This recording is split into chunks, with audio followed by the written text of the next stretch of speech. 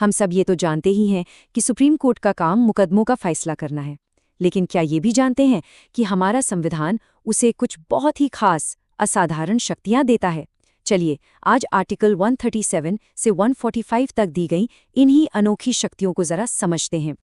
तो सवाल यही उठता है कि भाई सिर्फ मुकदमों की सुनवाई से हटकर सुप्रीम कोर्ट के पास सबसे शक्तिशाली संवैधानिक हथियार कौन-कौन से हैं? तो चलिए आज कोर्ट के इसी अनोखे टूल किट के राज से पर्दा उठाते हैं। तो ठीक है, सीधे मुद्दे पर आते हैं। सबसे पहला विषय ये है कि सुप्रीम कोर्ट के पास देश के कानून को सिर्फ लागू करने की ही नहीं, बल्कि उसे एक तरह से बनाने, उसे प्रभावित करने और यहाँ तक कि उसमें सुधार करने की भी शक्ति कैसे है। इसकी शुरुआत होती है आर्टिकल 137 से, जिसे कहते हैं रिव्यू पावर या समीक्षा की शक्ति। अब सोचिए जरा, ये कितनी असाधारण बात है। ये शक्ति कोर्ट को अपने ही दिए गए फैसलों पर दोबारा विचार करने की इजाजत देती है।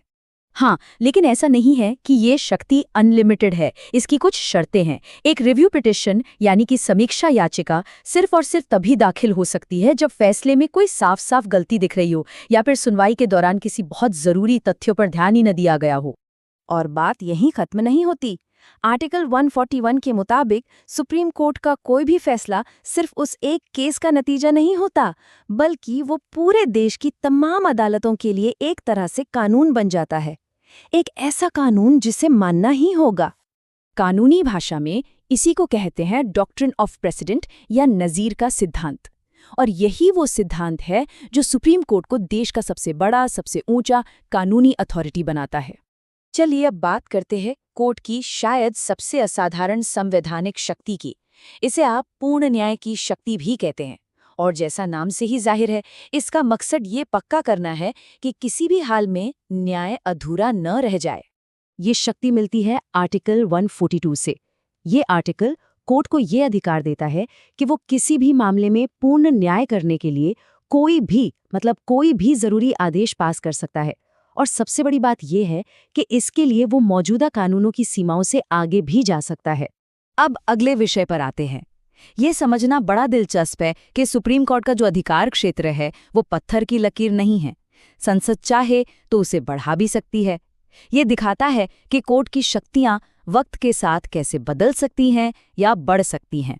तो आर्टिकल 138 यही कहता है कि संसद कानून बनाकर सुप्रीम कोर्ट के अधिकार क्षेत्र और उसकी शक्तियों में इजाफा कर सकती है, मतलब उसे और भी ज्यादा ताकत दे सकती है। ठीक इसी तरह आर्टिकल 139 है।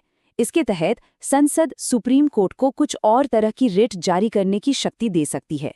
अब रिट क्या होता है? ये एक खास किस्म का कानूनी आदेश होता है और इसका इस्तेमाल खास तौर पर हमारे मौलिक अधिकारों की रक्षा के लिए किया जाता है। अच्छा, अब आते हैं एक बहुत ही प्रैक्टिकल पावर पर, आर्टिकल 139A।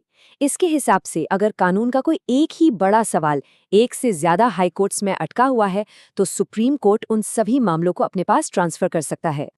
और ऐसा करते क्यों है? वजह बिल्कुल साफ है, ताकि एक ही कानूनी सवाल पर अलग अलग हाई कोर्ट से अलग-अलग या कहें कि एक दूसरे के खिलाफ फैसले ना आ जाएं। इससे कंफ्यूजन नहीं होता। और हाँ, एक खास बात, ये प्रावधान 1976 में 42वें संवैधानिक संशोधन के जरिए जोड़ा गया था। इसके अलावा एक और आर्टिकल है, आर्टिकल 140।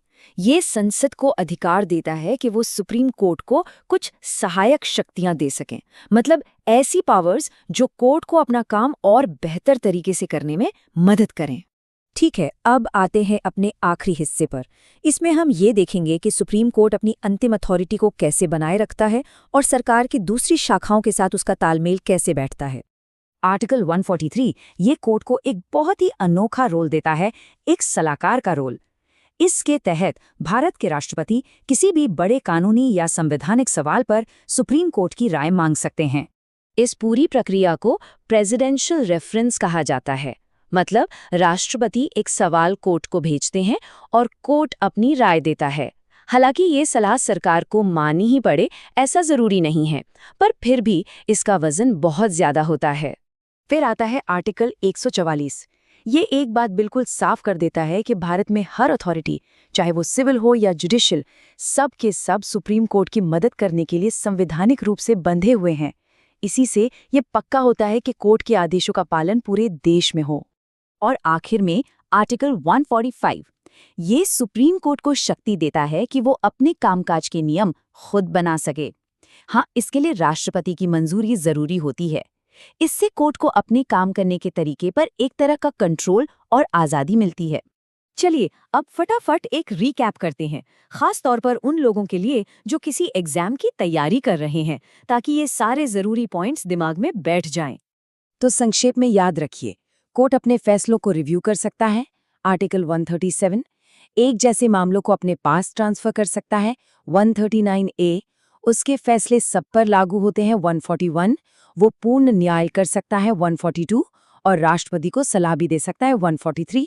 एग्जाम के लिए ये 4 तो बिल्कुल पक्के कर लीजिए। आर्टिकल 177 मतलब रिव्यू पिटिशन, आर्टिकल 141 मतलब बाइंडिंग प्रेसिडेंट या बाध्यकारी नज़ीर, आर्टिकल 142 मतलब पूर्ण न्याय की शक्ति, और आर्टिकल 143 मतलब प्रेसिडेंशियल रेफरेंस।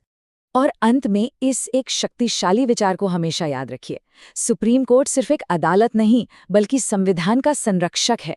ये एक लाइन ही सुप्रीम कोर्ट की बहुत बड़ी जिम्मेदारी और उसकी भूमिका को समझाने के लिए काफी है। तो इसके बाद क्या?